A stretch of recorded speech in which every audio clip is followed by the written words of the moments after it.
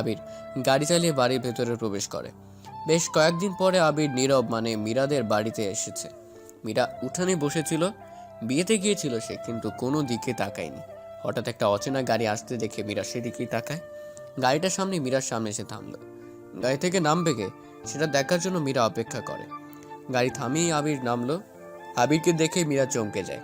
আগের সেই আবিরকে। আর আজকের আবিরের পোশাকে ব্যাপক ভিন্নতা। বেশ স্টাইল করে আবির এখানে এসেছে। মীরা আবিরের সামনে এসে দাঁড়ালো। মীরার দিকে আবির তাকিয়ে বলে, কেমন আছো মীরা? আমার উপর অনেক রাগ তোমার? কতটা রাগ? আমাকে মেরে ফেলো, তাহলে রাগ চলে যাবে।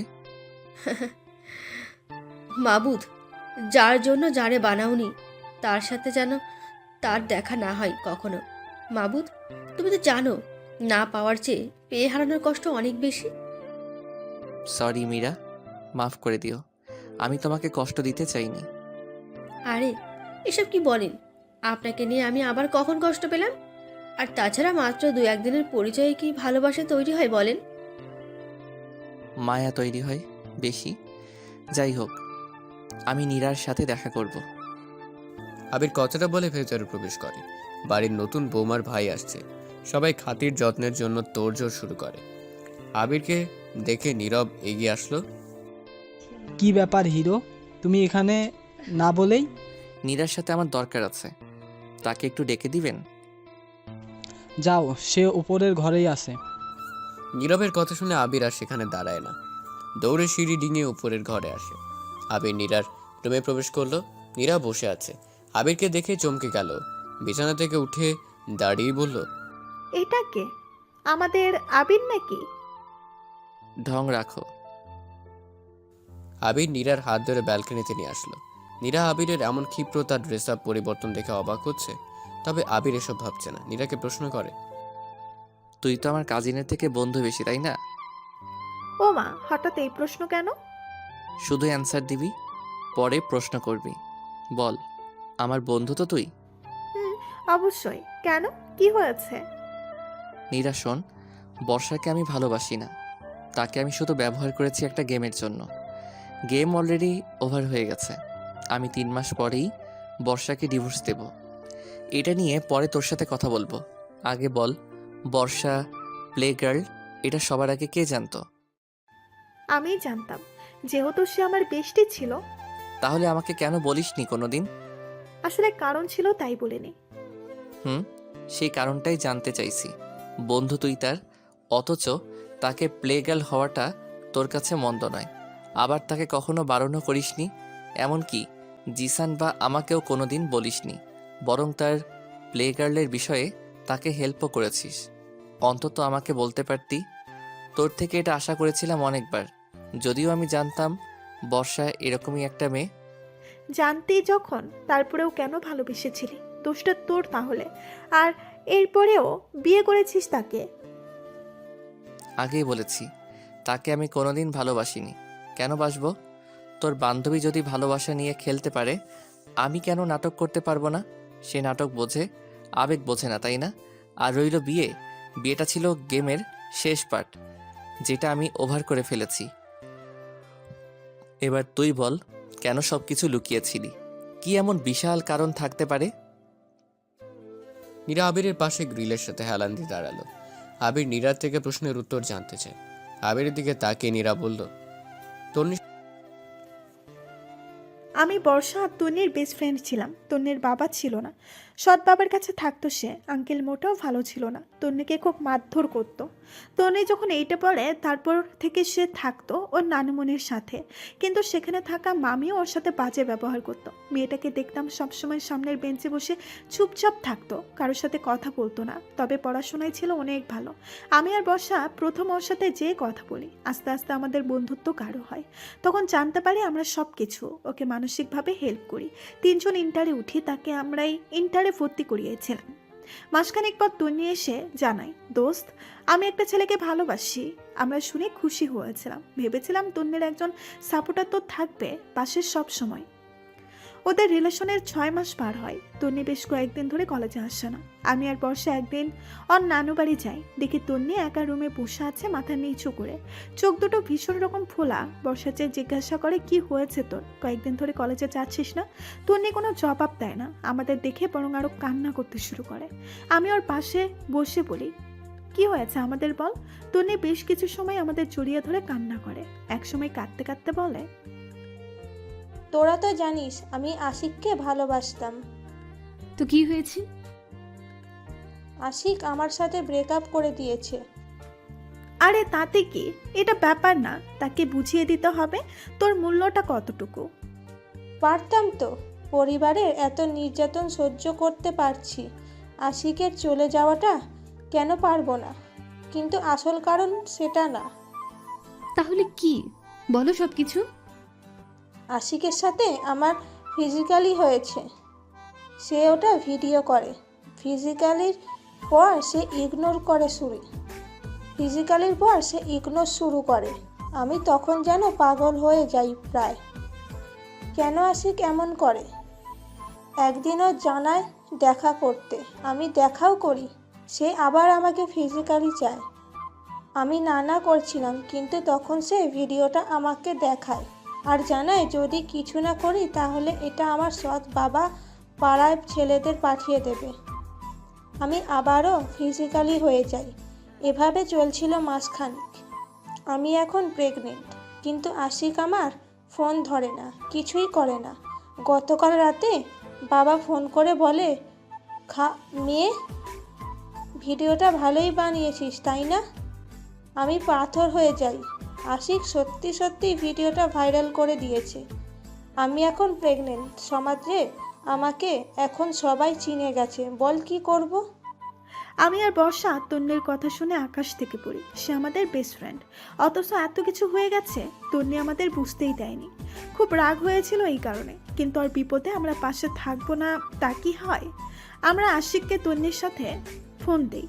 বর্ষা ফোন দেয়, বর্ষার কল পেয়ে রিসিভ করে ওই কুত্তার বাচ্চাটা। এরপর বর্ষা যখন বলে, আশিক ভাই, তুমি কেন তন্নির সাথে এমন করছো? আরে ও একটা মাল, খাওয়া শেষ ছেড়ে দিছি। তুমি বলে তোমাকে বিয়ে করে নিতাম। কুত্তার বাচ্চা, তোকে বাসা থেকে তুলে এনে রাস্তার মধ্যে পিটিয়ে মেরে ফেলবো। চিনিস না তুই আমাদের। চেতা কেন, কত টাকা নিবা বলেও, আর তোনের কথা বলেও না। ওরে তো শুধু ডেটের জন্যই ভালোবাসার অভিনয় করেছিলাম, কাজ শেষ। এসব দেখার সময় আমার কসম, আমার বন্ধুর যদি কিছু হয়, তোকে সহ তোর গ্যাংদের সবগুলাকে যে কি করব নিজেই বুঝতে পারছি না। তবে যা করব তা পুরো এলাকা মনে রাখতে বলে দিচ্ছি। বর্ষা ফোন কেটে দেয়, তারপর আঙ্কেলকে ফোন দিয়ে সব জানায় এবং ভয়েস রেকর্ডটাও পাঠিয়ে দেয় আঙ্কেলের কাছে, মানে বর্ষার বাবার কাছে সব কিছু দেওয়া হয়। এরপর তন্নি জানতে চায়, কি বললো আশিক?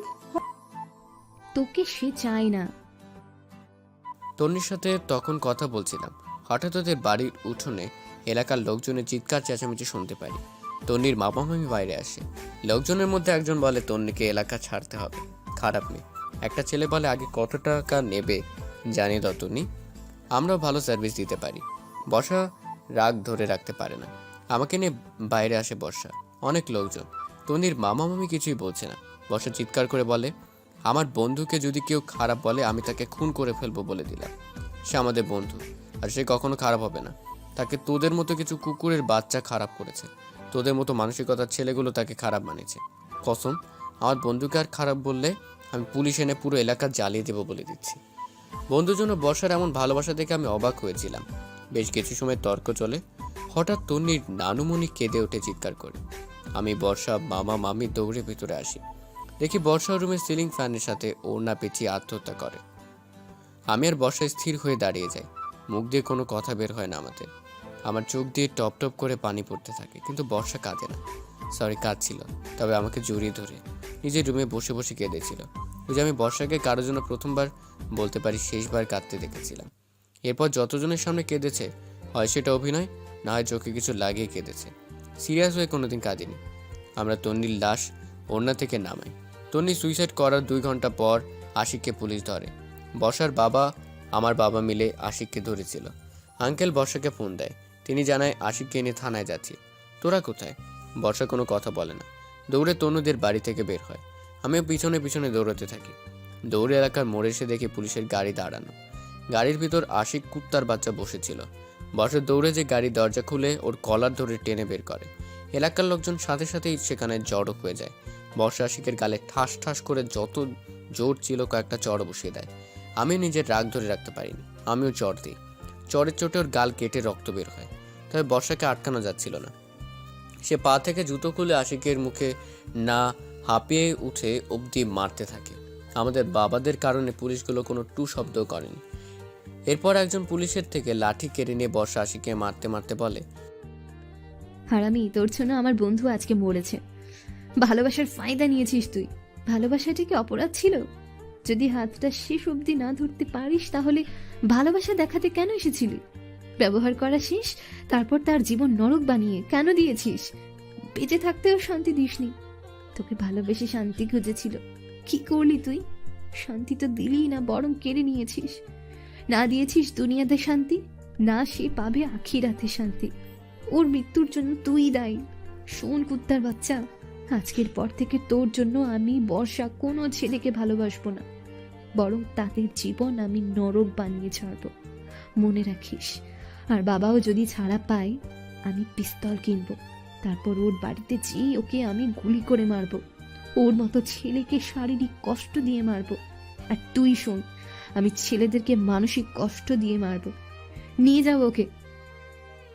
এরপর আবার আমরা তন্নিদের বাড়ি আসি। তন্নিকে জড়িয়ে ধরে অনেক কাঁদি আমরা, কিন্তু কি হবে কেঁদে? সে ফিরবে না। তন্নিকে গোসল শেষে যখন দাফনের শেষ কাজে নিয়ে যাওয়া হচ্ছিল, তখন ওর সৎ বাবা আসে। আন্টি অনেক আগে এসেছিল, কিন্তু আন্টিকে দেখে আরো কষ্ট হচ্ছিল। বোঝা যাচ্ছিল তন্নির সৎ বাবা মারে, রোজ তন্নি মারে। শেষের দিকে যখন তিনি আসছিল, বর্ষাকে আবার কন্ট্রোল করা যায়নি। সবার সামনে আঙ্কেলকে একটা চল লাগিয়ে দেয়। লাশের শেষ কাজ রেখে সবাই আমাদের সামনে এগিয়ে আসে। এতক্ষণে এলাকার আমরা কার কার মেয়ে, আমাদের কেমন ক্ষমতা তা ছড়িয়ে গেছে। এজন্য কেউ কিছু বলার সাহস পাচ্ছিল না। বর্ষা একটা দাঁত বের করে আনে। আবে তুই জানিস না বর্ষা কতটা রাগী। রাগী মানুষেরা কিন্তু একবার যাকে ভালোবাসে তাকে প্রচণ্ড রকম ভালোবাসে। আমিও জানতাম না সে এতটা রাগী। বর্ষাকে খুব কষ্টে আটকাই আমি। বর্ষার দা ধরে রেখে আঙ্কেলকে বলে, শালা হারামখোর, তোর লজ্জা করছে না এখানে এসেছিস? তোর মেয়ে ছিল, সৎ হোক বা অপমা, সৎ হোক বা আপন, সম্পর্কে তোর মেয়ে এসে তাকে নিয়ে তুই বাজে কথাও বলেছিলি, মনে আছে সব? যেদিন আন্টিকে বিয়ে করেছিলি তার কয়েক বছর পর তন্নি তোর খারাপ উদ্দেশ্যে সাড়া দেয়নি বলে ওকে প্রথমবার ঘরে আটকে রেখে মেরেছিলি। ওর পিঠে এখনো সে দাগ ছিল। গোসল করানোর সময় দেখেছি।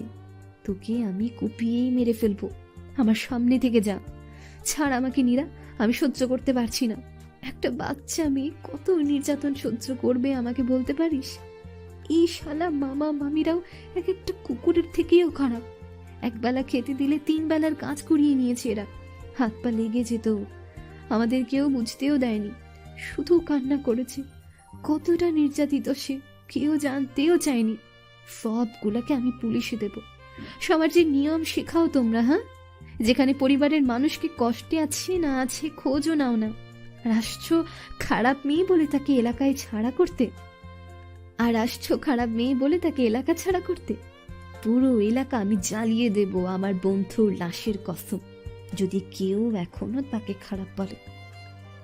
বিশ্বাস কর আবির, সেখানে থাকা প্রতিটা মানুষ কেঁদে ওঠে বর্ষার মুখ থেকে কথাগুলো শুনে। মেয়েটা কতটা ভালো সেটা শুধু আমি জানি, বর্ষা কেমন সেটা আমিই জানি। বর্ষাকে সেদিন তন্নির নানি মা জড়িয়ে ধরে, সেদিন কেঁদেছিল বর্ষা খুব।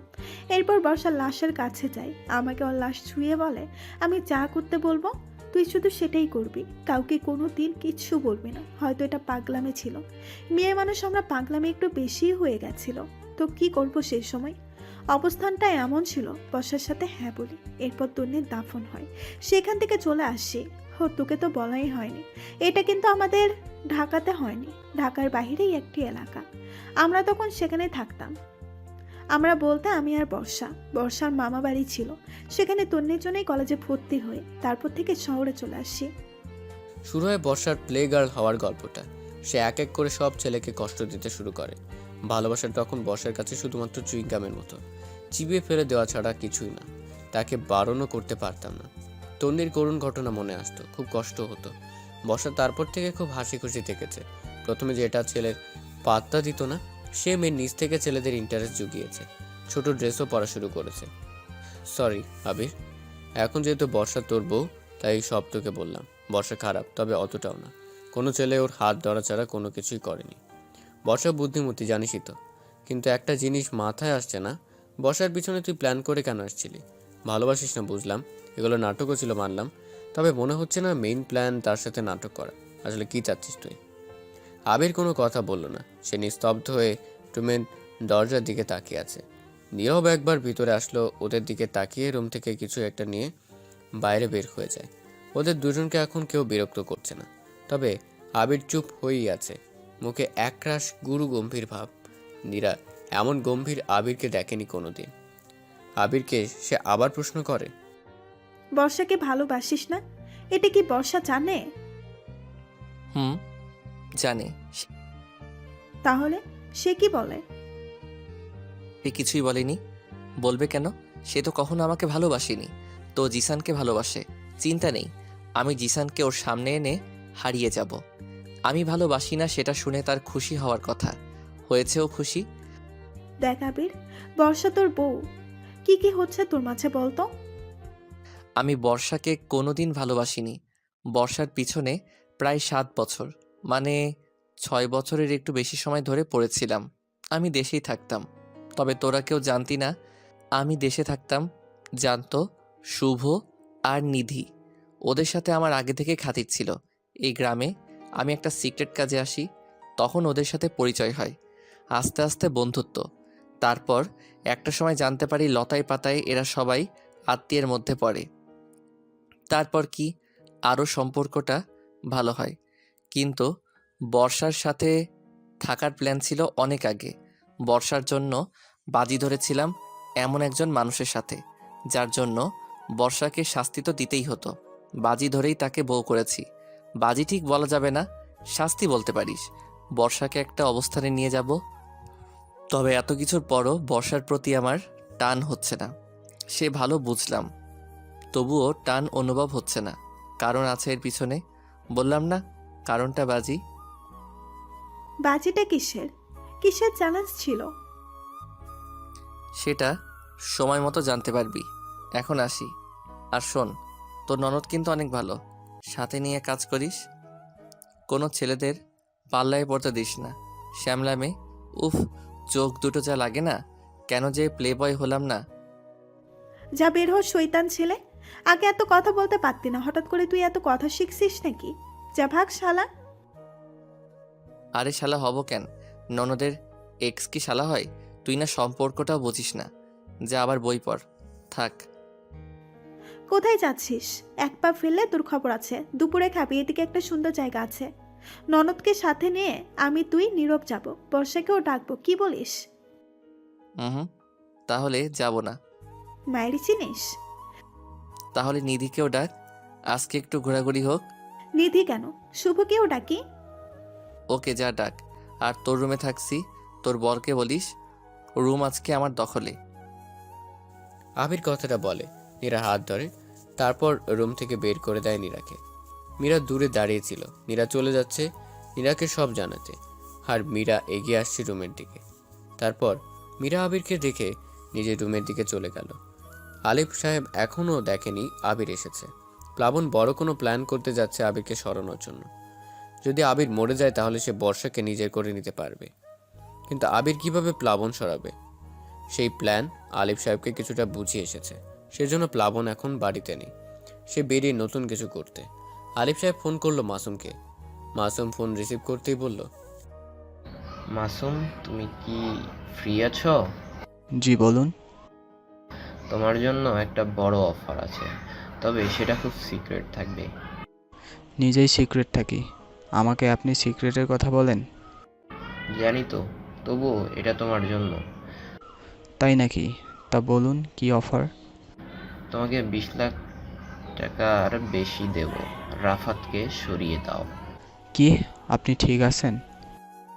শোনো, আমি তোমাকে আমার পার্টিতে একটা বড় পদ তোমাকে দেব, যদি আমার কথা মতো কাজ করো।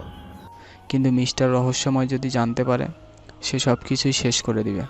ওহ, সবটা বুঝিয়ে বলো শুনি। রাফাতকে মেরে ফেলবো, তারপর তুমি নিজেই বলবা কাজটা আলিফ সাহেবের লোক করেছে। সে আসবে আমার সামনে, আমি চাইছি যে আসুক, আর সে সামনে আসলেই তাকে মারার জন্য আমার একজন বড় হাতিয়ার রেডি আছে। সে মিস্টার রহস্যময়কে মেরে ফেলার ক্ষমতা রাখে, তাই যা বলছি তাই করো। প্রথমেই রাফাতকে মারবে, তারপর সিয়ামকে মারবে। টাকা পাঠিয়ে দেন, কাজ হয়ে যাবে। তবে কাউকে বলবেন না কিছু। তুমি টাকা ঠিক সময় পেয়ে যাবে। কি আলিফ সাহেব ফোন কেটে দিলেন। নিজের দিকে আসতে থাকে। আবির রুমে শুয়েছিল। একটা মেসেজ আসে ওর ফোনে। আবির নোটিফিকেশন বারে ক্লিক করে মেসেজটা পড়লো। তারপর মুচকি হাসতে হাসতে মেসেজটা ডিলিট করেও দিল। কি মেসেজ আসছে এটা কেবল আবির জানে। ডিলিট করার পর সে একটা বার্তা পাঠিয়ে দেয় সেই নাম্বারে। তারপর সবকিছু ডিলিট করে ফোনটা পকেটে রাখে। নীরা আর মীরা দুজনেই রুমে প্রবেশ করলো। কি খাবি বল? বউ ছাড়া যে একা একা আসছিস, লজ্জা করে না তোর? আপাতত মীরার হাতে একটা চা খেতে চাই। ভাবি, আপনার ভাইকে বলবেন আমি কারো অর্ডার শুনতে রাজি নই। তাহলে চলে যাচ্ছি। থাক, কেউ খুব রাগ করেছে, আমি আসছি বলে চলে গেলেই শান্তি পাবে। চিন্তা নাই, একেবারেই দেশের বাহিরে চলে যাব। কাউকে আর বিরক্ত করব না। হয়েছে, আনছি চা। মীরা চলে যায় রুম থেকে। মীরা আবিরের পাশে বসলো।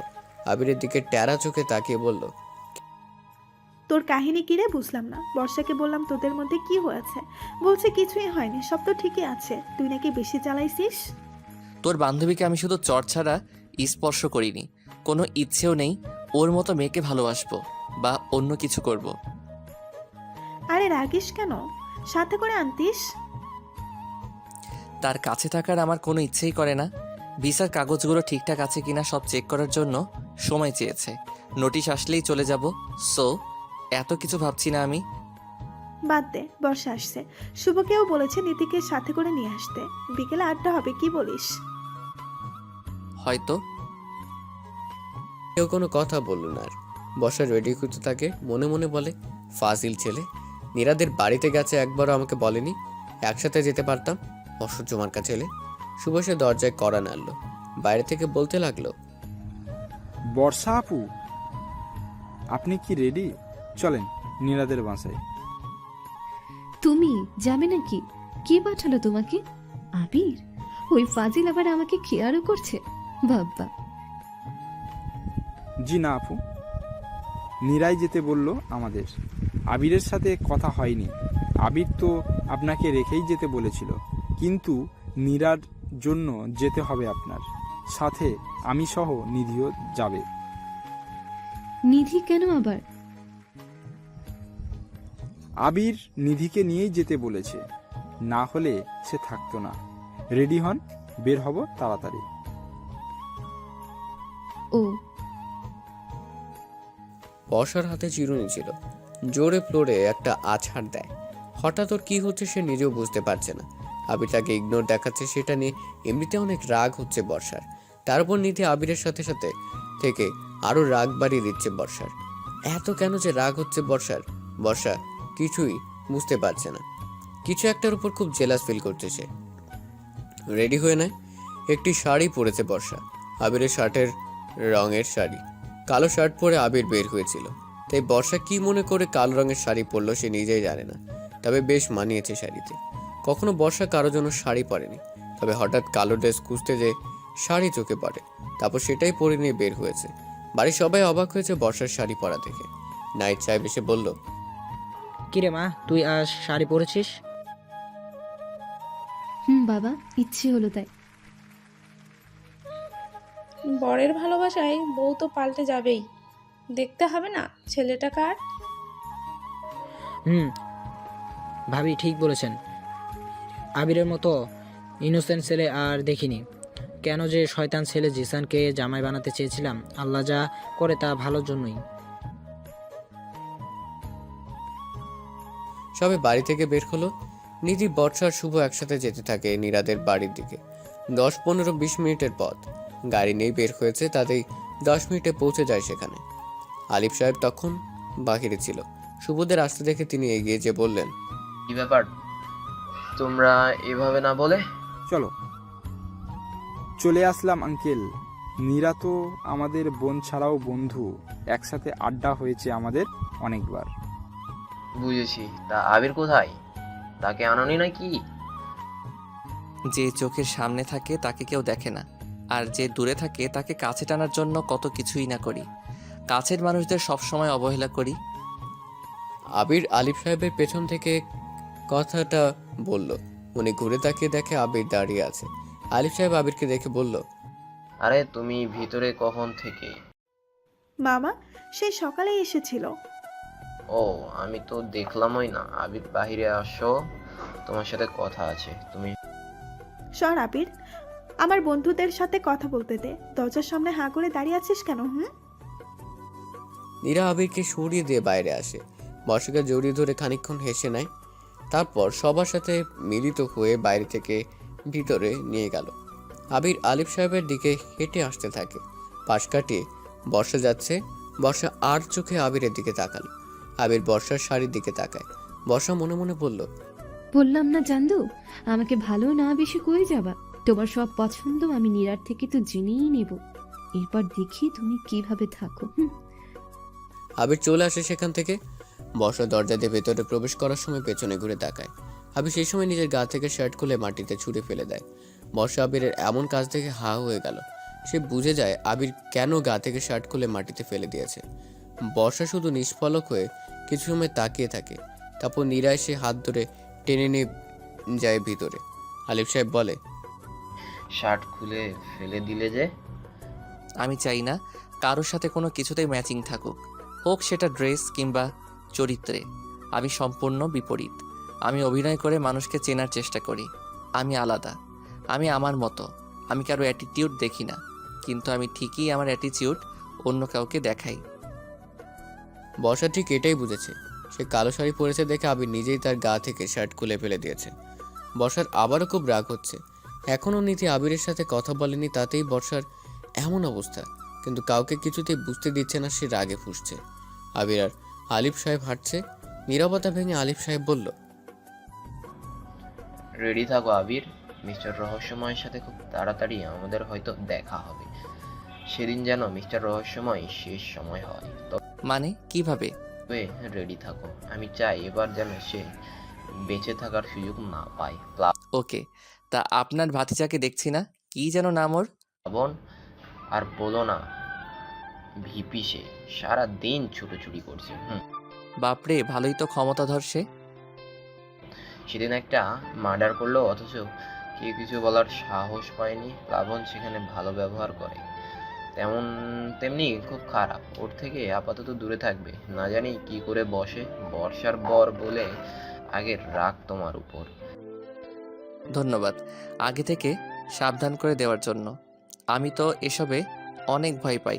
দেখা হলে মাপ চেয়ে নেব। চলো ফেরা যাক। ওরা দুজন ফিরে আসতে থাকে বাড়ির দিকে। জিসান এখন আগের থেকে বেশ খানিকটা সুস্থ। হাতের কবজি ভেদ করে গুলি চলে গিয়েছে, অনেক সার্জারি করে তবেই সুস্থ করানো হয়েছে জিসানকে। জিসান সুস্থ হওয়ার পর জানতে পারে বর্ষা এখন আবিরের বউ।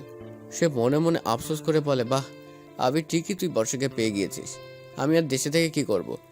আমি অনুতপ্ত এসবের জন্য। কিন্তু সেদিন কে ছিল যে আমাদের সবাইকে বাঁচিয়েছে? জানতেই হবে আমার। এই জন্য জিসান সুস্থ হয়ে অর্কদের কাছে প্রশ্ন করে, আচ্ছা, ডক্টর আমাকে কবে ছাড়বে? ও আচ্ছা, আমি বাড়িতে গেলে সবাই কি আমাকে আবার বের করে দেবে? এটা জানে না, সবাই রেগে আছে আপনার উপর। না যাওয়াই ভালো হবে। কিন্তু আমার যে খুব বড় একটা কাজ আছে।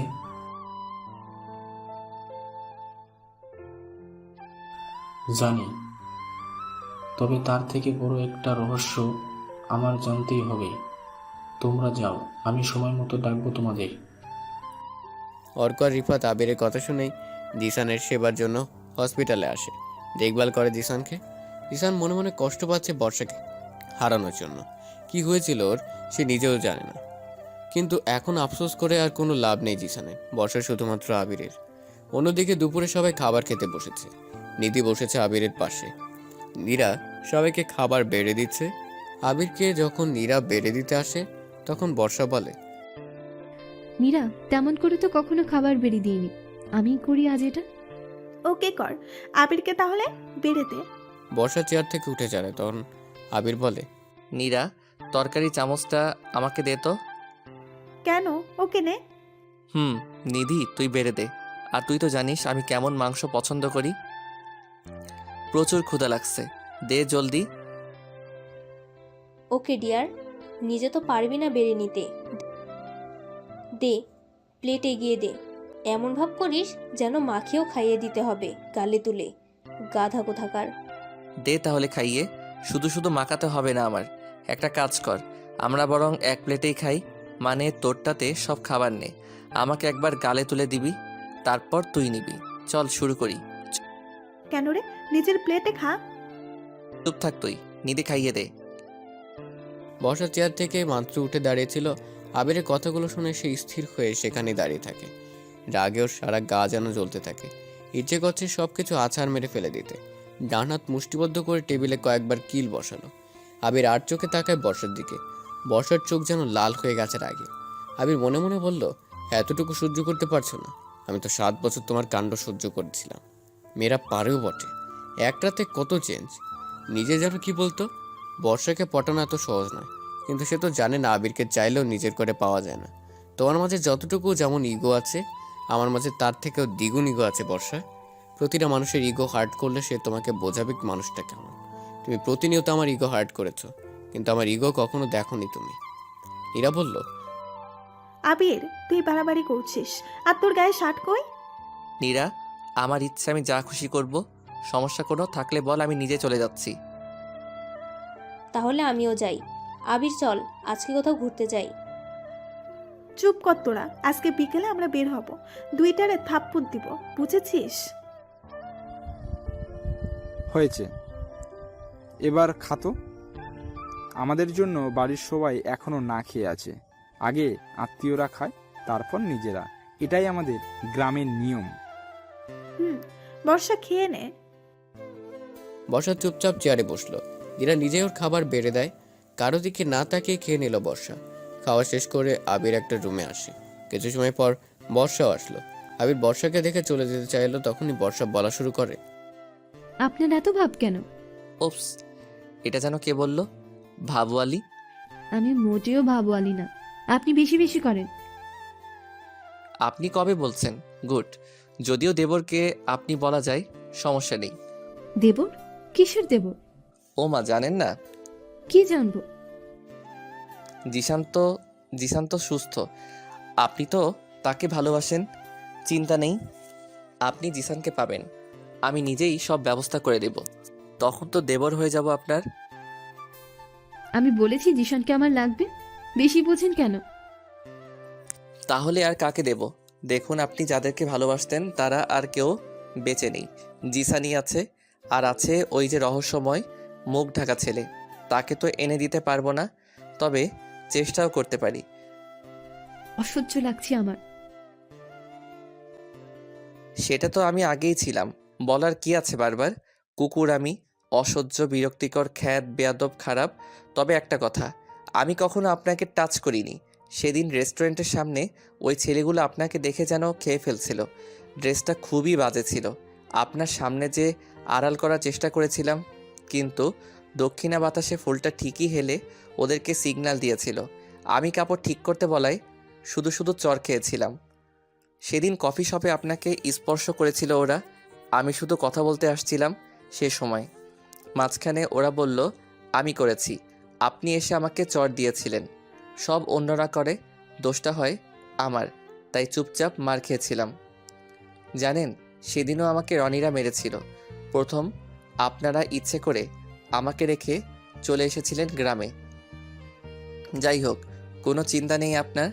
জিসানের সাথে আমি কথা বলে নেব, ডিভোর্সও দেব আপনাকে। আপনি এখন যা খুশি করতে পারেন। আমার যতটুকু বাজিতে ছিল ততটুকু করা শেষ, আমাকে বিদায় নিতে হবে। তার আগে একটা রহস্য আপনাদের সবাইকে জানিয়েই তবে চলে যাব। দয়া করে আমার আশেপাশে আসবেন না। যদিও লুজার ছেলের পাশে আপনার মতো সুন্দরী, হট, গর্জিয়াস, কিউট মেয়ে আসবে না, তবুও ভুলে যেন না আসেন সে সতর্ক করলাম। আবির রুম থেকে বের হয়ে গেল। বর্ষা শুধু চেয়ে চেয়ে দেখতে থাকে আবিরকে। তারপর বিকেলে সবাই হাঁটতে বের হয়েছে। বাড়ির সামনে এসে দাঁড়িয়েছে নীরব, নীরা, শুভ আর বর্ষা। আবিরের জন্য ওয়েট করছে ওরা সবাই। কোথাতে একটা গাড়ি এসে ওদের সামনে থামলো। কালো রঙের গাড়ি। গাড়ির দিকে তাকিয়ে আছে সবাই। গাড়ির দরজা খুলে তিথি নামলো। তিথিকে নীরব ভালো করে চেনে, দূর সম্পর্কের মামার মেয়েও। ড্রাইভিং সিটের দরজা খুলে প্লাবন বের হলো। প্লাবন আর তিথি ভাই বোন। তিথি ঢাকাতেই ছিল। প্লাবন মিস্টার রহস্যময়কে সরাতে আর তিথিকে আনতে সকালে বের হয়েছিল। প্লাবন দেখে বর্ষা অবাক হয়। ইমপ্রেসিভ ছেলেটা আজ ওর কত কাছে, কিন্তু হঠাৎ করে কোনো ছেলের প্রতি তেমন আগ্রহ খুঁজে পাচ্ছে না বর্ষা। কয়েকদিন আগে যে বর্ষা ছেলেদের সাথে নিজে এগিয়ে যে আগ বাড়িয়ে ফ্লার্ট করতো, সে মেয়ে এখন ছেলেদের প্রতি আগ্রহই খুঁজে পাচ্ছে না। প্লাবন এসে বর্ষার সামনে দাঁড়ায়। বর্ষার দিকে হাত বাড়িয়ে বলে, হ্যালো বর্ষা, চিনতে পারছো তো আমাকে? আমি তুষার, মনে হচ্ছে আমার কথা। বর্ষা হাত বাড়িয়ে হ্যান্ডশেক করলো। প্লাবন হাত ধরে আছে। তখনই আবির আসে সেখানে। ঘুরে সবাই আবিরকে দেখতে থাকে। নিধি আর মীরার মাঝখানে আবির, দুজন দুই পাশে। মাঝখানে আবির হেঁটে আসছে। আবির বর্ষার দিকে তাকালো। বর্ষা হাত ধরে আছে প্লাবনের। আবির হাতের দিকে তাকায়। বর্ষা আবিরের দৃষ্টি অনুসরণ করে খেয়াল করলো কোথায় আবির তাকিয়েছে। সাথে সাথে বর্ষা প্লাবনের থেকে হাত ছাড়িয়ে নিল। আবিরের দিকে কিছুটা অপরাধের দৃষ্টি নিয়ে তাকাতেই আবির বর্ষাকে চমকে দিয়ে নিধির হাত ধরল। আবির থেমে নেই। মীরার হাতও ধরে সে হেঁটে আসতে থাকে। এটা কি হলো? একজন যদি একটা হাত ধরে তো আরেকজন দুইটা হাত ধরছে। কেউ কারোর প্রতি আকর্ষণ বুঝতে দিচ্ছে না, অথচ দুজনের মনে যে বিশাল জায়গা জুড়ে প্রণয় ঘুরছে তা বুঝলেই প্রকাশ্য সে নয়, এটা এতক্ষণে জনগণ বুঝে গিয়েছে। আবির ওদের সামনে এসে দাঁড়ায়। সবাই আবিরকে দেখলেও শুভ শুধু তিথির দিকেই তাকিয়ে আছে। তিথিও একবার শুভর দিকে তাকায়। দুজনের ভালোই চোখাচোখি হওয়া শুরু করেছে। এই তো আবির চলে এসেছে, চলো সবাই। ছোট পিকনিক স্পট আছে, সুন্দর জায়গা আছে, নদীর পাড়ে গাছ আছে, ঘুমাবো আজকে সব জায়গাতে। চলো, আমিও যাব তোমাদের সাথে। বর্ষা চলো। ঘুরতে তো কোনো আপত্তি নেই। নিধি আর মীরা যেখানে, আমি সেখানে সবটা সময় থাকতে প্রস্তুত। বর্ষার হাত ধরে প্লাবন সামনের দিকে টেনে নিয়ে যেতে থাকে। বর্ষা শুধু আবিরকে দেখতে থাকে। আবির ওদের পেছনে নিধি আর মীরার সাথে হাঁটছে। শুভ আর তিথি পেছনে পেছনে হাঁটছে। শুভ তাকে ইমপ্রেস করার চেষ্টা করছে। তোর নাম তীথ? আপনি? শুভ। তোমার জন্য হয়তো অশুভ হয়ে যাব। মানে কেন? কি একটু বোঝাও আমাকে। বোঝাবো? একটা মানুষের চোখ এতটা কিভাবে সুন্দর হতে পারে? মানছি তুমি সুন্দর, কিন্তু চোখ দুটো কেন এত সুন্দর হতে হবে? বোঝাও একটু। তিথি মুচকি আসলো। শুভ তো এটাই চাইছিল, মেয়েটাকে হাসাতে। প্রথমে কোনো মেয়েকে পটাতে হলে সে যেন বিরক্ত না হয়ে হাসতে পারে। বিষয়টা যদি ফলানো যায় তবে কোনো মেয়ে হোক বা ছেলে কিছুটা ইমপ্রেস তো হবেই, পটেই যাবে, সেটা বলছি না, কিন্তু আপনাকে ভালো লাগার দৃষ্টি দিয়ে দেখবে। ওদিকে প্লাবন বর্ষার হাত কিছুতেই ছাড়ছে না। বর্ষা আবিরের দিকে তাকালো, আবির একবারও তাকাচ্ছে না। এই জন্য বর্ষা হাতও ছাড়াচ্ছে না। আবির দুটো মেয়ের মাঝে বেশ মজাই পাচ্ছে। দুজনের মধ্যে আবির একটা মজা তৈরি করে ফেলেছে। আবির এটাতেই ব্যস্ত। বর্ষার দিকে কোনো খেয়াল নেই। রাস্তার এক পাশ দিয়ে হেঁটে যাচ্ছে ওরা। হঠাৎ কয়েকটা ছেলে বাইক নিয়ে সামনের দিক থেকে আসতে থাকে। বর্ষা আর প্লাবন সামনেই ছিল। বর্ষা রাস্তার পাশের দিকে ছিল। দুজন বাইকার ইচ্ছে করে বর্ষার খুব কাছ দিয়ে বাইক চালিয়ে জোরে বলে, ইস, সামনের এই মালটা কি জোশ রে, পুরাই আগুন। দেখেই দাঁড়িয়ে যাচ্ছে গায়ের লোম। গায়ের কাছে বাইক আসাতে বর্ষা ভয়ে লাফ দিয়ে চিৎকার করে। তারপরে কথাগুলো বলে ছেলেগুলো। আবির কথাগুলো শুনে মীরা নিধির হাত ছেড়ে দেয়। রাস্তার পাশে একটা ভারী কাঠের টুকরো পড়েছিল। আবির কয়েক সেকেন্ডের মধ্যে ওটা হাতে তুলে নিয়ে 2 হাত দূরত্বে থাকা বাইকের দিকে ছুঁড়ে মারল। পিছনে বসে থাকা যে ছেলে কথাটা বলে তার পিঠে যেই লাগলো, সাথে সাথে বাইকগুলো থেমে দাঁড়ায়। সবাই ওদের দিকে তাকিয়ে আছে। বর্ষা অবাক চোখে আবিরের মুখের দিকে তাকিয়ে আছে। বোঝার চেষ্টা করছে আবিরের চোখে মুখে এত রাগের আভা কেন। বর্ষাকে কেউ কিছু বললে তাতে আবিরের কি? কিন্তু আবিরের এত কিছু ভাবার সময় নেই। রাগে ওর মুখ লাল হয়ে গেছে। 5টা বাইকে 10 জন ছেলে। পেছনে থাকা ছেলেটা বাইক থেকে নেমে ওদের দিকে ঘুরে তাকায়। আবির এগিয়ে যাচ্ছিল, তখনই নীরব এসে বলে, আবির যেও না, ওর নাম রিয়াজ। এমপি স্যারের ছেলে, জানোয়ার একটা। দেখলা না আমার থাকা সত্ত্বেও বর্ষাকে বাজে কথা বলে গেল। ভাই সামনে থেকে সরো। আরে শুভ, তুই তো আবিরকে আটকা। তুই রিয়াজকে তো চিনিস। বর্ষা, তুমিও আটকাও, ঝামেলা করার দরকার নেই। যা হয়েছে আমি ম্যানেজ করে নিতে পারবো। আবির কিছু বলল না, নীরবে সরিয়ে দিয়ে সামনে এগিয়ে যায়। দৌড়ে বর্ষা আসে আবিরের পাশে, আবিরের হাত টেনে ধরে। বর্ষা জানে আবির কখনো মারামারি করতে পারবে না, সে এমনিতে ভীতু। রনিদের কাছে মার খেয়েছে, শুধু শুধু এখানেও মার খাবে, এটা বর্ষা যাচ্ছে না। বর্ষা হাত টেনে ধরেই বলে, আবির শোনো, প্লিজ যেও না, চলো এখান থেকে। হাত ছাড়ো আমার। চলো তুমি প্লিজ। আমি হাত ছাড়তে বলেছি না? আবির কথাটা অনেকটাই গুরু গম্ভীর হয়ে বলে। বর্ষা ভয় পায়, কারণ এর আগে কোনোদিন আবিরের দৃষ্টিতে এতটা হিংস্রতা বর্ষা দেখেনি। আবির মুখে এতটা ভয়ঙ্করভাবে কথাও শুনেনি, চুপচাপ হাত ছেড়ে দেয়। আবির এগিয়ে যায়। রিয়াজ বলে, শালারে মেরে ফেলবো, দেখ কে আসছে। তুই না বর্ষাকে বাজে কথা বলেছিস? আরেকবার বল। শুনতে পাসনি নাকি তোরও ভালো লেগেছে শুনতে?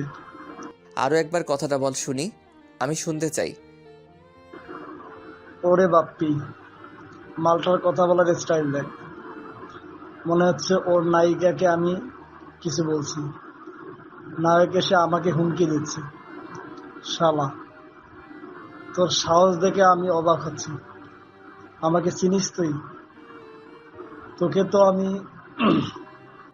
রিয়াজ কথাটা বলে একটা মিনি হ্যান্ডস্টিক বের করলো। নীরব দৌড়ে আসে রিয়াজের সামনে, করুণ সুরে বলে, রিয়াজ, তুমি আমার ছোট ভাইয়ের মতো, তুমি যাও, আমি চাচার সাথে কথা বলে নিব।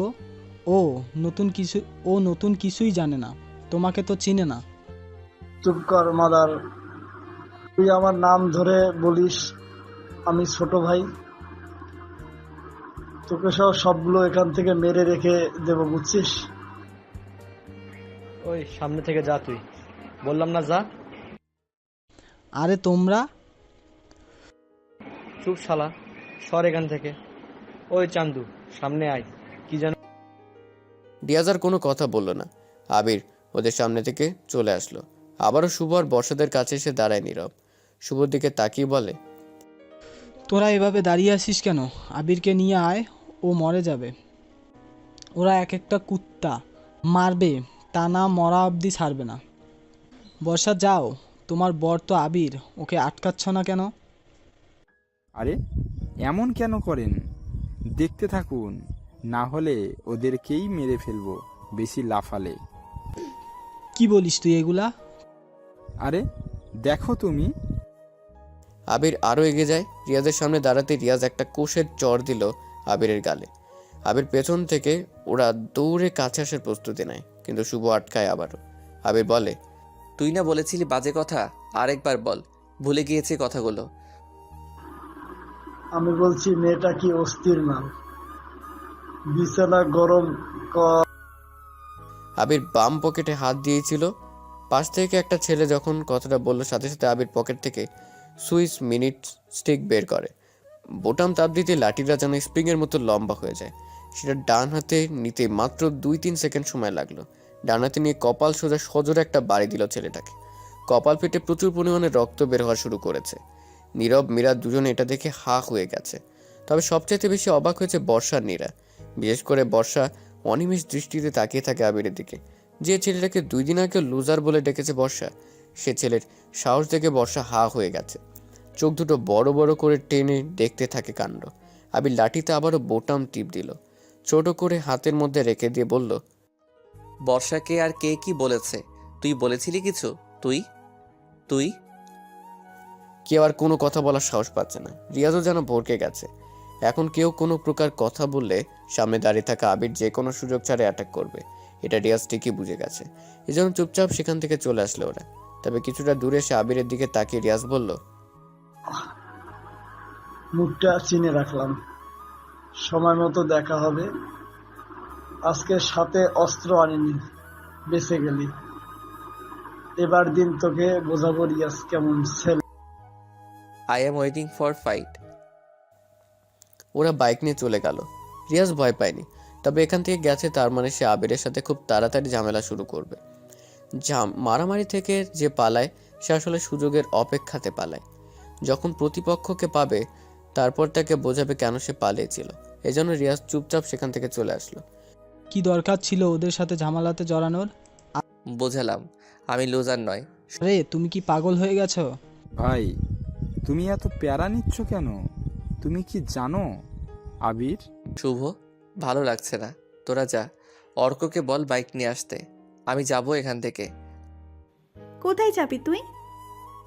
কাজ আছে বলেছিলাম না, চলে যাব দেশ থেকে, সেসব নিয়ে কাজ আছে। আর তাছাড়া আমি কোর্টে কথা বলতে হবে, এখানকার কাজের একটা সাইন নিতে হবে, অনেক কাজ, সব রেডি করা লাগবে। তোরা ঘোর, আমি পরে জয়েনও করতে পারি। কি শুরু করেছিস আবির? এবার একটু থাম, বেশি বেশি হয়ে যাচ্ছে। আবির যখন যেটা করে সেটা বেশি করে, আর যখন কিছুই করে না তখন হতে হয় লুজার। খ্যাত বাদ দে, যা যা ঘোর, হাতে হাত রেখে ঘোর, হাত যেন তোরা কেউ ছাড়বি না। প্রেমে পড়লে তো হাত ধরাধরি হবেই, যা যা ঘোর। আবির বর্ষার দিকে তাকিয়ে শেষের কথাগুলো বলে। কেউ সেটা না বুঝলেও বর্ষা ঠিকই বুঝতে পেরেছে আবির কাকে, কেন, কি উদ্দেশ্যে কথাগুলো বলল। আবির এতটা রাগী আর ইগো সম্পন্ন মানুষ বর্ষা কিংবা নীরা কেউ কোনোদিন দেখেনি। বেশ গতিতে একটা বাইকে গিয়ে আসে। বাইকে অর্ক বসা। শুভ আগেই বলেছে অর্ককে আসার কথা, এজন্য সময় লাগেনি। শুভর বাইক, আবির বাইকে উঠে বসে। তখনই নিধি বলে, আমিও যাব তোর সাথে। ওকে আয়। দুলা ভাই ঘোরেন আপুকে নিয়ে আপনারা।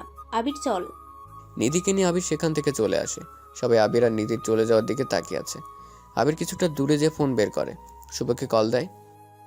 রিয়াজের ব্যাপারটা কি করবি? দাঁড়া, সাইডে আসি। এবার বল। বলেছি, তুই বল। ওফ, আরে ধুর, তুই এসব ছোট বিষয় নিয়ে এখনো ভাবছিস? এটা তো মাসুমের কাজ, বেশি লাফাই রিয়াজ। ভাবছিলাম একদিন মেরে হাত আর পায়ের হাড় ভেঙে ফেলবো, কিন্তু তুই তো গ্রামে আসতে চাইছিলি না। ভালো লাগে না এসব। যাই হোক, তোর এসব ভাবতে হবে না, ওরা তো চেনে না তোকে। চিনবে কি করে? আমরা এমন দেশে বাস করি যেখানে খারাপ হলে মানুষ পরিচিতি লাভ করে, সবাই তাকে চেনে। ভালো হলে কেউ তাকে চেনে না, পরিচিতও নেই। যারা যত বেশি কন্ট্রোভার্সি সে তত বেশি পরিচিত। কোথায় যাচ্ছিস? আমি আমার বোন তোর সাথে, সাবধানে বাইক চালাস। তোর বোন মানে আমারও বোন। কি বললি? শুভ, রাখছি। আর কথা বলা যাবে না। কি? আবির ফোন কেটে দেয়, কিন্তু নিধি পেছন থেকে আবিরকে জড়িয়ে ধরে কানের কাছে মুখ এনে বলে, আমি তোর কি হই? হতে চাস বল। কিছুই না। কি হলো এটা? কিছুই না মানে কি? মানে হলো সবাই তো একটা সম্পর্কের নাম দেয়, আমি না হয় সেই সম্পর্কের নাম দিলাম কিছুই না। তুই আমার অনেক কিছু, তবে কিছুই না। আমি ইচ্ছে করলে তোর সাথে থাকতে পারছি, ঘুরতে পারছি। আমি ইচ্ছে করলে তোর সাথে থাকতে পারছি, ঘুরতে পারছি, যা বর্ষাও পারছে না। যদি কোনো সম্পর্কে থাকতো তাহলে আমিও ঠিক বর্ষার মতো পারতাম না, অধিকারে হোক কিংবা সংকোচতায়। তোর সাথে এভাবে মিশতে পারতাম না। আমি তুই নামহীন সম্পর্কে থাকতে চাই। চলে গেলেও কষ্ট থাকবে না, কাছে থাকলে একদমই কাছে পেতেও ইচ্ছে করবে না। বেশ ভালো আছি। নিধির কথা আবির শুনছিল, মনে মনে হাসে। নিধি মেয়েটা সত্যি অসাধারণ। আবির কিছু সময় নিধিকে নিয়ে ভাবে। ভাবতে ভাবতে হসপিটালের সামনে এসে দাঁড়ালো। নিধি জিজ্ঞেস করে, কোথায় যাবি? জিসানের সাথে দেখা করতে হবে। কেন? বর্ষা তাকে ভালোবাসে জানিস না, এই জন্য বর্ষার কাছে জিসানকে দিয়ে চলে যাব। তুই বাসিস না বর্ষাকে ভালো? চল ভিতরে। প্রশ্ন করেছি আমি তোকে, উত্তর দে। তুই কিন্তু কথা ঘোরাতে খুব পারিস। আজ রাতে পার্টি করব, বুঝলি? ভালোবাসা আসে না আমার, আমি এসব ভালোবাসা জড়াতেও চাই না। তাহলে সিরাজের উপর এত রাগ কেন দেখালি? বর্ষাকে বাজে কথা বলেছে বলে নাকি দায়িত্বশীল মানুষ বলে? জিসানের সামনে তোর যেতে হবে না, রিসিপশনে বসে থাক, সুন্দর ছেলেরা আছে। বর্ষার মতো ফ্ল্যাট কর, দেখবি তোকে চা কফি এনে দিচ্ছে। বেয়াদব কোথাকার, যা ভাগ। আবির হাসতে হাসতে উপরের দিকে চলে যেতে থাকে। নিধি আবিরকে ভালোবাসে, এটা সত্য কথা, কিন্তু আবিরের মধ্যে কিছুই খুঁজে পাচ্ছে না এসব ব্যাপার। নিধি আবিরের থেকে কিছু আশা ছাড়াই ভালোবাসে, এই জন্য নিধির আফসোস নেই। কিন্তু আবির কাকে ভালোবাসে সেটাই আসল ব্যাপার এখন। ছেলেগুলোকে সব খবর দে, এক খালার পুকে তুলে আনতে হবে। রিয়াজ হাতে সিগারেট নিয়ে কতগুলো বাপ্পিকে বলছিল। বাপ্পি ফোন করে সব ছেলেপুলে ডাকতে থাকে। আচ্ছা, আবির তো এমন ছিল না, ও হঠাৎ করে এত চেঞ্জ কিভাবে হলো? আগের সেই খ্যাত দেখতে আবির নেই, হঠাৎ ওর মধ্যে লুজারের যে আভাটা ছিল সেটা কেন নেই? আবির কি আমাকে ভালোবাসে না? বাসে না, সে নিজেই তো বলেছে আমাকে নাকি বাজি ধরে প্ল্যান করে এই পরিস্থিতিতে এনেছে। কিন্তু কি চাই ও? আমাকে কেন ডিভোর্স দিতে যাচ্ছে? এতটাই খারাপ আমি? আমাকে একটু সহ্য হচ্ছে না কেন? আর আবিরের কথাই বা কি বলবো? আমি নিজেই তো বুঝতে পারছি না আমার কি হলো। জুনিয়র একটা ছেলে আমার বর, তার উপর আমি কেন আবিরকে নিয়ে বারবার এত ভাবছি? কেন প্লাবন এসে আমার হাত ধরাতে আমার প্রথমবার কেমন যেন বিরক্ত হচ্ছিল। কিসের জন্য এমন পরিবর্তন? আমার তো আবিরের ঝাড়ি বকা সব কিছু শুনতেই ভালো লাগে। এই ভালো লাগাটা কিভাবে তৈরি হলো? আবির আর কি কি করতে চায় আমার সাথে? আবির যদি ভালো না বাসি তাহলে আজকে আমার জন্য কেন ফাইট করলো? ওর চোখে মুখে যে ভয়ানক রাগ দেখেছি, এটা এক সপ্তাহ আগেও আবিরের মধ্যে দেখিনি। কি করতে যাচ্ছে বা আমি কি করতে যাচ্ছি বুঝতে পারছি না।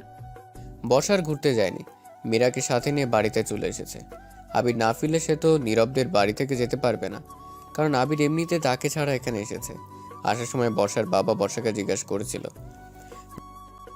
কিরে মা, তুই খুশি তো? যদিও তোর মত না শুনেই বিয়ে দিচ্ছি। আবির ছেলেটা খুব ভালো, বুঝলি? খোঁজ খবর নিলাম, এতটা ভদ্র ছেলে আমি দ্বিতীয়টা দেখিনি। বাবা, আমি অনেক খুশি। আবির তো আগেই চলে গেছে, তোকে সাথে নেয়নি কেন? আসলে আবির চেয়েছে আমি নিজ থেকে ঘুরি, মানে শহরে তো সবসময় বাড়ির মধ্যেই থাকতাম, এজন্য বলেছে নিজে একটু হাঁটাহাঁটি করতে। এই যে আমি এখন নীরাদের বাসায় যাব, ও আমার জন্য অপেক্ষায় থাকবে। খুব ভালো, যা তাহলে। বর্ষা ব্যালকনিতে দাঁড়িয়ে কথাগুলো ভাবছিলেন। আবির আসার অপেক্ষাতে আছে। আবির না আসা অবধি কিছুতেই বসা যাবে না। হঠাৎ প্লাবন আসে সেখানে। তারপর আবির জিসানের পাশে বসে আছে একটি চেয়ারে। জিসান হেলান দিয়ে বসা বেডের উপর। জিসান আবিরের দিকে তাকিয়ে আছে। জিসান ইতিপূর্বে জেনেছে আবিরের মাধ্যমে নিধি বর্ষা, এমনকি সে নিজেও সেভ হয়েছে। তাই জিসান আগের মতো আবিরের সাথে বাজি ভেব করা মুডে নেই। আর তাছাড়া জিসান চাইছে নিজেকে বদলাতে, এজন্য আবির আসাতে জিসান কিছুটা খুশি। কেমন আছিস? তোর স্টাইল পাল্টে গেছে আবির, একদমই চেনা যায় না। আমাকে চিনতেও পারবি না। হা হা হা, তোরা আসছিস মানে খারাপ মানুষকে দেখতে আসছিস? চিনিসও না? খারাপেরা সবসময় খারাপ থাকে না, কিন্তু যারা ভালো সাজে তারা সবসময়ই খারাপ থাকে। তোর কথা বলার ধরনও পাল্টে গেছে, আগের মতো জড়তা নেই, খুব জটিল কথা বলা ধরেছিস। আবিরের একটা ফোন কল আসে। সেই রুম থেকে বাইরে বের হলো। নিধি রুমে এসে প্রবেশ করে। জিসানের দিকে তাকালো একবার। জিসান তাকাতে নিধি বের হওয়ার প্রস্তুতি নিল। জিসান ডাক দেয় নিধিকে। নিধি ঘুরে তাকায়। জিসান কোমল দৃষ্টিতে তাকিয়ে বলে, নিধি, আমাকে মাফ করে দাও, আমি বুঝিনি বিষয়টা এমন হবে। কি যে হয়েছিল আমার জানি না, প্লিজ ভুল বুঝো না আমায়। আচ্ছা ঠিক আছে ভাইয়া, আমি এখন এসব মনে করছি না। ভুল বুঝতে পারছেন, এটাই যথেষ্ট। কেমন আছেন ভাইয়া? ভালো কিছুটা। জিসান কথাটা বলে বেডের পাশে থাকা ছোট টেবিলের উপর থেকে পানির গ্লাস নেওয়ার চেষ্টা করে, কিন্তু জিসানের হাত শেষ মাথা অবধি পৌঁছতে পারছিল না। নিধি এগিয়ে আসে, গ্লাসে পানি ঢেলে জিসানের দিকে বাড়িয়ে দেয়। জিসান হাত বাড়িয়ে গ্লাস নিতে যেয়ে নিধির হাতের সাথে স্পর্শ করে। যদিও এটা কাকতালীয় ব্যাপার, তবে জিসান আর নিধি দুজনে একসাথে সরি বলে ওঠে। তারপর মুচকি আসে। আবিরের কল এতক্ষণে শেষ হয়। শুভ ফোন করেছিল। রিয়াজ নাকি আবিরকে খুঁজছে, সেটা শুভ জানে। আবির শুভর সাথে কথা বলে। দেখ ভাই, আব্বু যেন এসব না জানে, শুনলে অনেক বড় সমস্যা হবে। আরে আঙ্কেল, কি বলবে? উনি তো কিছুই বলে না। আমি আলফাজ সাহেবের কথা বলেছি। নিজের বাবাকে আমি ডাকার সুযোগ পাইনি, আমার ডাকে তিনি বিরক্ত হন, এটা বহুবার বুঝিয়েছে, জানিয়েছে। তাই ওনাকে ডাকা নয়, বরং ওনার সাথে কথা বলাই ছেড়ে দিয়েছি আমি। আলফা সাহেব জানবে না, ইস্তাকের ব্যাপার নিয়ে আপসেট আছে, পরে বুঝিয়ে বলিস। আর ওনারা কবে যাবে ঢাকায়? জানি না, বড় মা আর উনি শুনলে আমাকে আটকাবে। ওনারাই সলভ করবে প্রবলেমটা। আমি চাই না ওনারা জড়াক। আপাতত মেশিন নিয়ে রেডি থাক, আমি চাইলেই দিবি। আবির ফোন কেটে দিয়ে ভিতরে আসলো। নিধি আর জিশান মুচকি হাসছে। আবির এটা দেখে একটু হাসলো। কত কিছুই না হয়ে গেল দুজনের মধ্যে, অথচ দুজন বেশ হাসাহাসি করছে। জিশানের কাছে আসে আবির, নিধিকে বলে, বাহিরে যা তো, জিসানের সাথে কথা আছে। ওকে। কেন? নিধি থাকুক, সমস্যা নাকি? না, আপনারা কথা বলেন, আমি বাইরে আছি। আপনারা তো ভাই, সমস্যা নেই। নিধি চলে যায়। আবির চেয়ারে বসলো। জিশানের দিকে তাকিয়ে কিছু সময় গম্ভীর থেকে বলল, বর্ষাকে তুই ভালোবাসিস তাই না? হয়তো না। চিন্তা নেই, কাউকে বলিস না। আমি দেশ ছেড়ে যাচ্ছি, তোর বর্ষা তোর থাকবে। আর শোন, নিধি কিন্তু অনেক মিশুক আর ভালো মেয়ে, চাইলে নিধির সাথে ট্রাই করতে পারিস। যা ভাগ হারামি, ও আমাকে ভাইয়া বলল। আপু থেকে বউ আর ভাইয়া থেকে সাইয়া সাইয়া হতে সময় লাগে না, তবে সিদ্ধান্ত তোর, কাজ আমার। আবির বসা থেকে উঠে দাঁড়ায়। দুই ভাইকে কতই না মারামারি ঝামেলা করেছে একে অপরের সাথে, এখন যেন সব উল্টো হয়ে গেছে। দুজনে বেশ মজা করে কথা বলছে। আবির বাইরে আসে, বাড়ির উদ্দেশ্যে বাইক স্টার্ট করলো। তারপর প্লাবন এসে বর্ষার পাশে দাঁড়ালো। বর্ষা কিছুটা দূরে সরে আসে।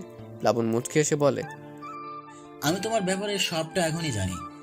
এমন করো কেন? আবিরকে তুমি ভালোবাসো না এটা সবাই জানে। আবির ভালোবাসা তো দূরে থাক, আবিরকে তুমি সহ্যই করতে পারো না। চিন্তা নাই, আমি তো এসে গেছি। আমার সাথে তুমি প্রেম করবা, আমি তোমাকে এখন বিয়ে করতে প্রস্তুত। দেখো, আমার এখন এসব একদমই ভালো লাগছে না, আর আমি এখন আগের মতো নেই। উলি বাবুতা। প্লাবন বর্ষার হাত শক্ত করে ধরে। বর্ষা ছাড়িয়ে নেয়। প্লাবন হেসে হেসে বলে, আরে এমন করো কেন? আচ্ছা ঠিক আছে, এখন এসব ভাবতে হবে না, পরে ভেবো। চলো সাথে যাই, তোমার সাথে আমার কফি খাওয়ার ইচ্ছাটা অনেক দিনের। আমার এমন কোনো ইচ্ছেই নেই। তাহলে আমি কিন্তু তোমার সঙ্গ ছাড়ছি না। এখন কি করবা? সাথে যাবে নাকি আমার সাথে আমার মতো করে থাকবে? আজব। ওকে ফাইন, এটাই লাস্ট। আমি তোমার সাথে কফি খাবো, তবে ছাদে না। আমার কোথাও যেতে ভালো লাগছে না, আমি এখানেই থাকবো। ওকে ডিয়ার, একটু অপেক্ষা করো, আমি নিজেই কফি বানিয়ে আনছি। প্লাবন কথাটা বলে চলে যায়। বর্ষা যেন কিছুটা স্বস্তি পাচ্ছে। আবিরকে ছাড়া ওর কেমন যেন দম বন্ধ হয়ে আসছে। সে কোনো কিছু সহ্য করতে পারছে না। তবু আবির না শব্দেও একা যাবেই না। শুভ আর নিধি চলে গেছে। নীরা বর্ষাকে যেতে দেয়নি। প্লাবন গোপনে এটারই সুযোগ নিচ্ছে। আবির নিধিকে নিয়ে বাড়িতে চলে আসে। বাইক রেখে বাড়ির ভেতর চলে আসে নিধি নিজের ঘরের দিকে যায়। আবিরও নিজের রুমের দিকে এগিয়ে যেতে থাকে। তখনই পেছন থেকে বড় মা ডাক দেয়। আবির ঘুরে তাকালো। ধীর পায়ে হেঁটে বড় মায়ের সামনে এসে দাঁড়ালো। কি ব্যাপার তোর? বর্ষা কোথায়? আমি কি জানি? মার চিনিস? তোমার হাতে কতদিন হলো খাই না। দেখো, মায়ের অভাবে আমি চিকন হয়ে যাচ্ছি, মায়ের দাও তো একটু। আবির, ফাজলামো করছি না আমি। তোর শ্বশুর বারবার ফোন দিচ্ছে বর্ষাকে। বর্ষা বলছে আসছি। তোর সাথে নিধি আসলো, বর্ষা কই? দেখ আবির, রাগ অভিমান সব ভেতরে দেখাবি, বাইরে না।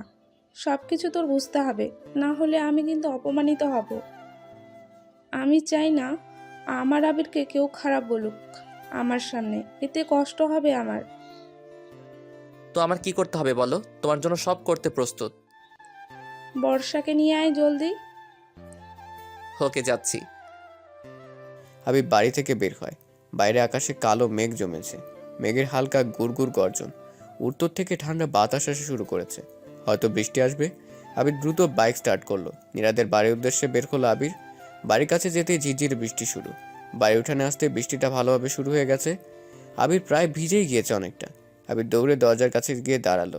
কলিং বেল বাজাতে থাকে। প্লাবন বর্ষার পাশে এসে দাঁড়িয়ে আছে। কাপের মগ হাতে দুজন দাঁড়ানো। বাইরে বৃষ্টি হচ্ছে। পিছনের ব্যালকনির এক হাত ধরে বর্ষা বৃষ্টি দেখতে থাকে। প্লাবন বর্ষার খালি হাতের উপর একটা হাত রাখলো। বর্ষা হাত ছাড়িয়ে নিতে গেলেই প্লাবন একটু শক্ত করে চেপে ধরল। প্লাবন বলে, এমন করো কেন? বৃষ্টি দেখো, তোমার নামের সাথে কত মিল দেখছো? বর্ষা আজ বৃষ্টি দেখছে। তোমার তোমার বৃষ্টিতে ভিজতে কেমন লাগে? খুবই বিরক্ত লাগে। কেন? বর্ষা আমি সবাইকে কাঁদাই, নিজে কাঁদি না। বুঝলাম। দুজনে কথা বলছে, ওদিকে নীরা এসে মেইন দরজা খুলে দিয়েছে। আধা ভেজে আবিরকে দেখে নীরা অবাক হয়ে গেল।